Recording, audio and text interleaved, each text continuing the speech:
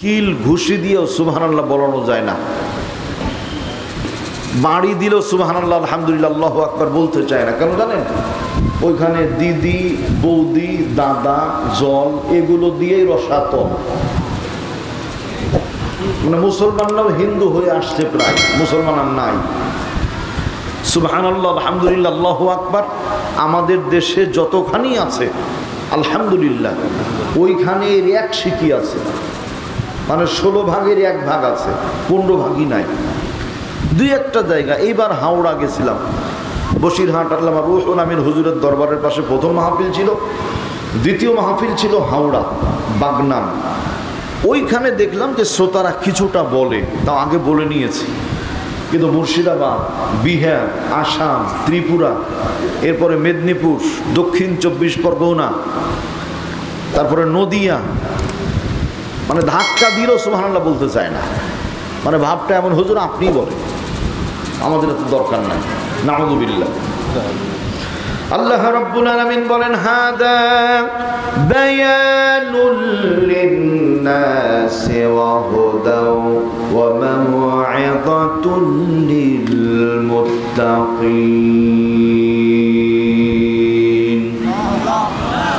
কোরআনে কারীম 4 নম্বর পারা 6 নম্বর পৃষ্ঠা, সূরার নাম সূরাতু আলি ইমরান। আল্লাহ বলেন, হাদা বায়ানুল লিন-নাস, সারা দুনিয়ার মানুষের জন্য আমি আল্লাহ একটা বক্তব্য নাজিল করেছি। আল্লাহর বক্তব্যের নাম হলো কোরআন। একটু হুঙ্কার মেরে বলেন, আল্লাহর বক্তব্যের নাম কি? যারা বললেন কোরআন শুনে খুশি হয়ে যান, তাফসীরে মাজহারের লেখক আল্লামা সানাউল্লাহ পানিপতি রাহমাতুল্লাহ আলাইহি বলেন, একবার যারা কোরআন শব্দ উচ্চারণ করে, কোরআনের তাওযীম আর সম্মানের কারণে আল্লাহ তাআলা প্রত্যেকের আমলনামায় 4 10 40টি নেকি লিখে দেয়। শুধু তাই নয়, আল্লাহ রাব্বুল আলামিন বলেন, ওয়াহুদা, যেই মানুষগুলি কোরআনের সাথে সম্পর্ক তৈরি করবে, আমি আল্লাহ তাআলা তাদের গলায় হেদায়েতের মালা পরিয়ে দেব। একটু একসাথে আওয়াজ করে বলেন আলহামদুলিল্লাহ। তাহলে সহজ কথা, কোরআনে কারীম মানব যারা, হেদায়েত পেয়ে যাব তারা। কোরআনে কারীম দিয়ে সমাজ গড়ব যারা, হেদায়েত পেয়ে যাব তারা। কোরআনের সাথে মুহাব্বত তৈরি করব যারা, হেদায়েত পেয়ে যাব তারা। সুতরাং হেদায়েত যদি কেউ পেয়ে যায়, আল্লাহ পাক বলেন, ওয়াহুদা ওয়া মাও'ইযাতুল লিল মুত্তাকিন, আমি আল্লাহ ওয়াজ করেছি আমার মুত্তাকিদের জন্য কোরআনে। বলেন আলহামদুলিল্লাহ। وهدى وموعظة للمتقين।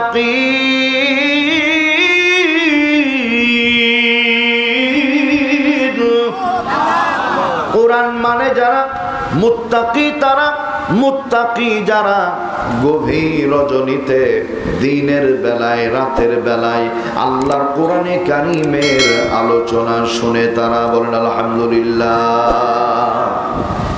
আমার হিসাবে আবু জেহেল, আবু লাহাব কিছুটা ভালো ছিল বর্তমান সময়ের চাইতে।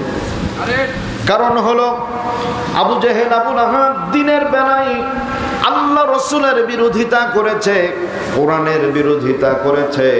আর রাত্রি যখন গভীর হয়েছে, গোপনে গিয়ে নবীজির বাড়ির পাশে দেয়ালের সাথে কান লাগিয়ে আল্লাহর হাবিবের মধুর কণ্ঠে ওরা কোরআনে কারীমের তেলাওয়াত শুনেছে। আল্লাহু আকবার বলে। প্রিয় বন্ধুগণ আমার, তাহলে দিনের বেলায় কোরআনের বিরোধিতা করলেও রাতের বেলায় কোরআন শুনতো আবু জেহেল, আবু লাহাবরা। আর আমরা বাংলাদেশে কিছু দেখতে পাই, দিনেও কোরআনের বিরোধিতা করে, রাত্রিবেলাও কোরআনের বিরোধিতা করে। এমনকি কোরআনের মাহফিলের কথা শুনলে ওদের মেজাজ গরম হয়ে যায়, 144 ধারা জারি করে দেয়। কাজে আবু জেহেল, আবু লাহাবের চাইতে ওরা ভালো না।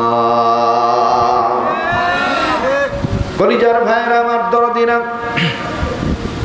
গোটা পৃথিবীর মানচিত্রে তাকান, 800 কোটি মানুষ 600 কোটি হলো 600 কোটি ইহুদি আর খ্রিস্টান, 200 কোটি হলো মুসলমান। আবার বলছি, সারা দুনিয়ার মধ্যে 228টি দেশ, 800 কোটি মানুষ, 600 কোটি ইহুদি খ্রিস্টান, মাত্র 200 কোটি হলো মুসলমান। বলেন আলহামদুলিল্লাহ। মজার ব্যাপার, ঐতিহাসিক যারা, তথ্যবিদ যারা বলছেন, তারা প্রতি 24 ঘন্টার মধ্যে সারা বিশ্বব্যাপী 4.5 থেকে 500 ইহুদি আর খ্রিস্টান নবীর কালেমা পড়ে পড়ে নিয়মিত মুসলমান হয়ে যায়। আল্লাহু আকবার বলেন। গত 3-4 বছর আগে নিউজিল্যান্ড, যেই নিউজিল্যান্ডে ক্রিকেট খেলে, ফুটবল খেলে, আমাদের এখানে অনেক যুবক ভাই আছেন যারা নিউজিল্যান্ডের ভক্ত। গত কয়দিন আগে মাহফিল করলাম যশোর জেলা, বললাম মেসির ভক্ত হওয়া যাবে না।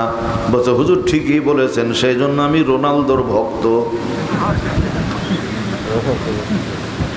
কি বাকি থাকলো কিছু?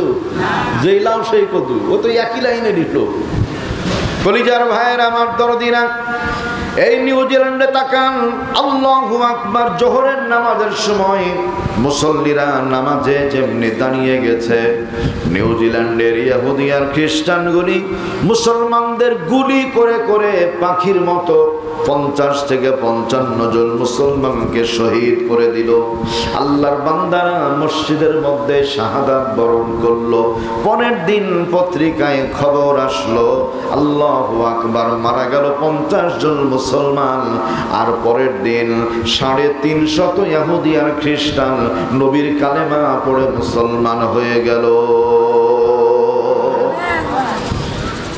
দরদের ভাইয়েরা আমার, তাহলে কারো অন্তরে যদি আল্লাহ রাব্বুল আলামিন হেদায়েত দিয়ে দেন, কেউ যদি মুত্তাকি হয়ে যায়, তার কোনো ভয় নাই, চিন্তা নাই, কারণ ভয় ভরসা সবকিছু কার উপরে?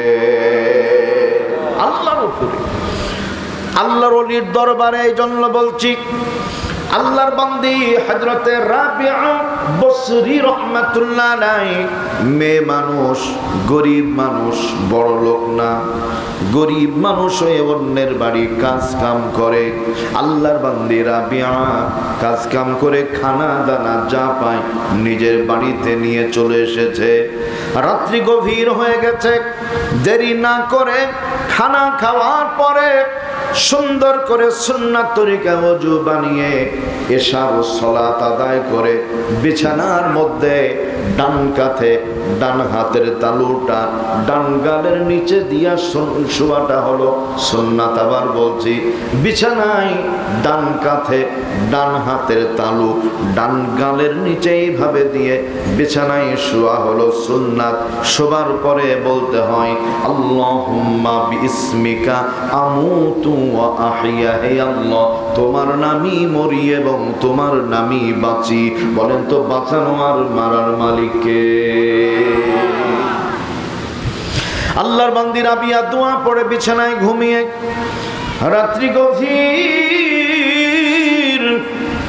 শুনশান কোনো শব্দ নাই, পাখির কিচির মিচির বন্ধ হয়ে গেছে, নিস্তব্ধ আসমান জমিন, দুনিয়ার মানুষ আর হাঁটা চলা করে না, কেউ কোনো শব্দ করে না। রাবিয়া বিছানায়, কবি একজন হিন্দু কবি শ্বেতানাথ বসাক বলেছে আদর্শ লিপির মধ্যে, অতীব গভীর হ্যাঁ রজনী যখন নীরবে বিভুর নাম জপিও তখন। বিভু মানে প্রভু। কবি শ্বেতানাথ বসাক বলছে, রাত্রি যখন গভীর হয়ে যায় আল্লাহর প্রেমে পাগল হয়ে যাও। বলুন আলহামদুলিল্লাহ। দিনের বেলায় নামাজ পড়লে মানুষ দেখে, দান করলে মানুষ দেখে, রোজা করলে মানুষ দেখে, হজ করলে মানুষ দেখে। রাত্রিবেলায় গোপনে নামাজ পড়লে দেখেন কে? আল্লাহ। হাদিসে পাকে এসেছে, ইদাস্তামতা'তা ফাস্তাইন বিল্লাহ, যদি কিছু চাইতে হয় আল্লাহর কাছে চাও। আল্লাহ রব্বুল আলামিন রাত্রি যখন অর্ধরাত্রি হয়ে যায়, মধ্যরাত্রি হয়ে যায়, আল্লাহ তাআলা আরশে আজিম থেকে প্রথম আসমানে চলে আসেন। আসার পরে পৃথিবীর মানুষগুলোকে ডেকে ডেকে বলেন, কে আছো গুনাহগার, আমার কাছে বলো, আমি আল্লাহ তোমাদের গুনাহগুলি মাফ করে দেব। কে আছো অসুস্থ, আমার কাছে বলো, আমি আল্লাহ তোমাদের সুস্থ করে দিব। কে আছো যার অভাব, আমার কাছে বলো, আমি আল্লাহ অভাবকে মুক্ত করে দিব।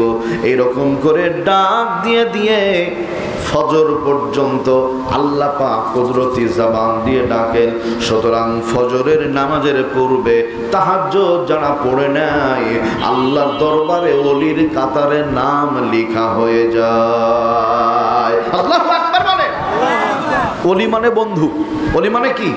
বন্ধু, অভিভাবক। ওলি। পীর মানে বন্ধু, মুরব্বী, ওস্তাদ। কিন্তু পীর এমন না, দুনিয়ার সব জায়গায় অন্যায় চলে, পীর শুধু তসবিহ নিয়ে বসে থাকে, এটা পীর না, এটা হলো ভণ্ড। পীর কেমন খেয়াল করেন? হযরতে খাজা মঈনুদ্দিন চিশতি রহমাতুল্লাহ আলাইহি, শাহজালাল ইয়ামিনী রহমাতুল্লাহ আলাইহি, বসিরহাটের আল্লামা রুহুল আমিন হুজুর রহমাতুল্লাহ আলাইহি, ফুরফুরা আবু বকর সিদ্দিকী রহমাতুল্লাহ আলাইহি, এই মানুষগুলি যখন মাঝে মাঝে খানকার পীর, আবার তাদের চরিত্র হলো ময়দানের বীর। কখনো হাতে তসবিহ আছে, আবার কখনো হাতে লাঠি আছে। তার কারণ হলো তসবিহ মালিককে সন্তুষ্ট করার জন্য, আর লাঠি হলো জমিন থেকে বিতাড়িত করতে হবে। আল্লাহর বিরুদ্ধে কোনো মানুষের স্লোগান চলবে না।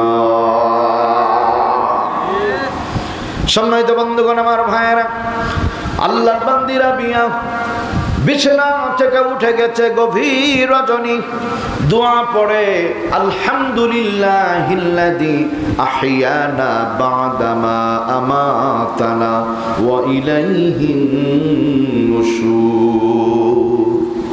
আল্লাহ আহইয়ানা, আপনি আমাকে জীবন দিয়েছেন, বা'দামা আমাতানা, যখন আমার মৃত্যু হয়েছিল তারপরে, ওয়া ইলাইহিন নুশুর, আপনার দিকেই ফিরে যেতে হবে।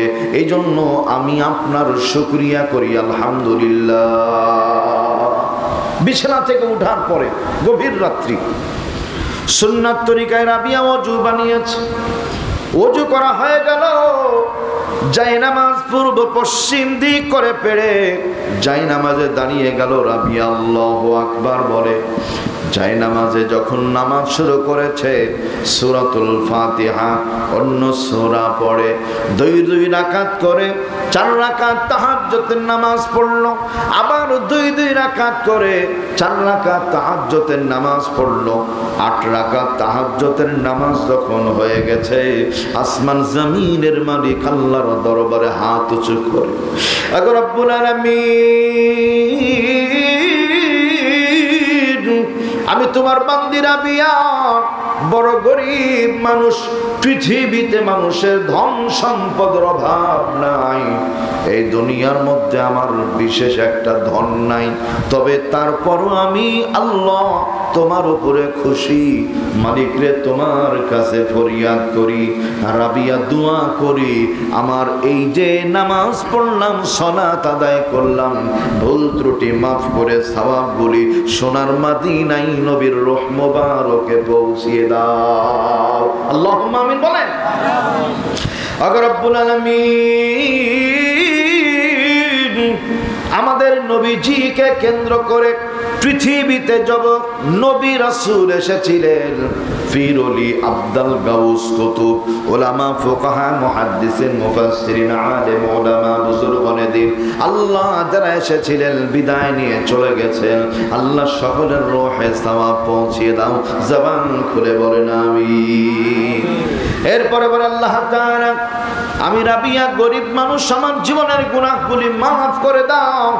আল্লাহ আমি আবার এখনই বিছানায় একটু কাত হব, তোমার কাছে ফরিয়াদ করি। গরিব মানুষ হওয়ার কারণে আমার বাড়িতে কোনো সিকিউরিটি গার্ড নাই, কোনো পাহারাদার নাই, চৌকিদার নাই। আল্লাহ, আমার বাড়ির সমস্ত মালামালগুলি তোমার কুদরতি হাতে আমি সফরদ করে দিলাম। আল্লাহ, রাবিয়া ঘুমিয়ে যাবে, রাবিয়ার মালগুলোকে তুমি নিজ কুদরতে পাহারার ব্যবস্থা নিয়ে নাও। এরকম কার মেরে বলা যাবে কি সুবহানাল্লাহ। তাকান, আল্লাহর বান্দি রাবিয়া এই দোয়া পড়ে বিছানায় আস্তে করে শুয়ে পড়েছে।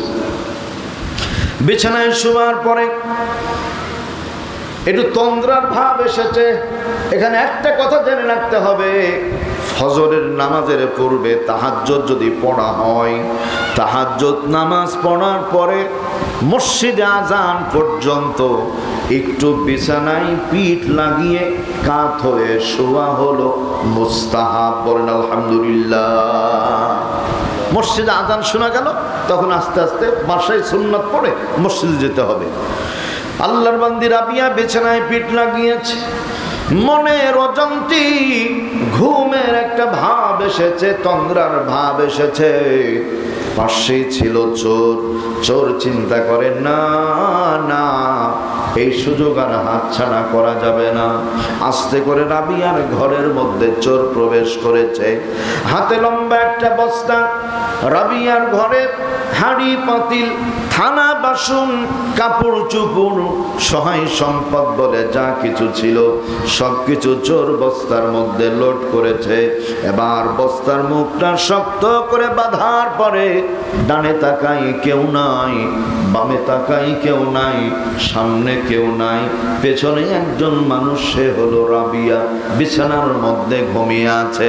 চোর মনে মনে চিন্তা করে, সুযোগটা কাজে লাগাতে হবে, আর দেরি করা যাবে না।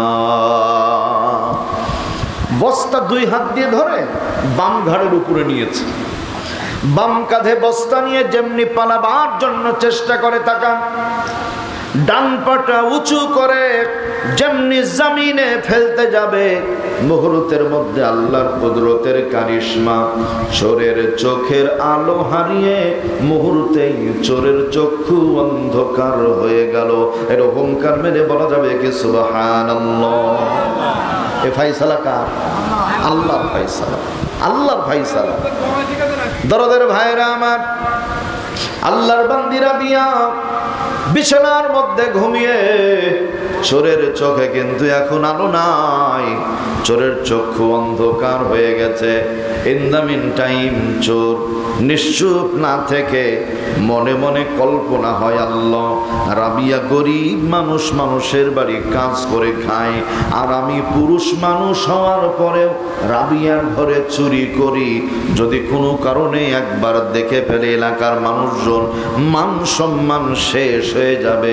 আল্লাহ, এবারকার মতো মাফ করে দাও, এবারের মতো মাফ করে দাও। চোর যখন আল্লাহর দরবারে অনুশোচনা করে, তাওবা করে, ও বন্ধুরা আমার, মুহূর্তের মধ্যে আল্লাহর মেহেরবানি হয়েছে, আল্লাহ চোরের চোখে আলো ফিরিয়ে দিয়েছে। সুবহানাল্লাহ বলবেন না? ওই যে চোরের মন পুলিশ পুলিশ, তাই না?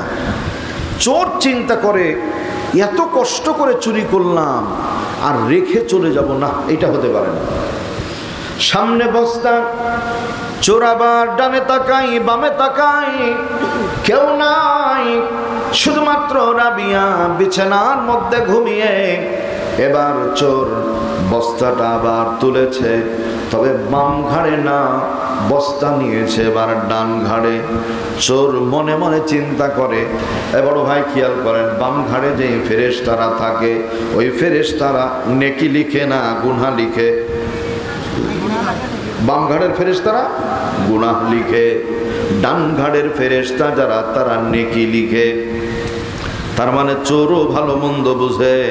চোর চিন্তা করে, বাম ঘাড়ের ফেরেশতারা যেহেতু গুনাহ লিখে, এই জন্য মনে হয় আমার উপরে অসন্তুষ্ট হয়েছে, আমার চক্ষুগুলো অন্ধকার হয়ে গেছিল। না না না, এবার বাম ঘাড়ে না, এবার বস্তা নিব ডান ঘাড়ে। বস্তা ডান ঘাড়ে তুলে নিয়েছে চোর।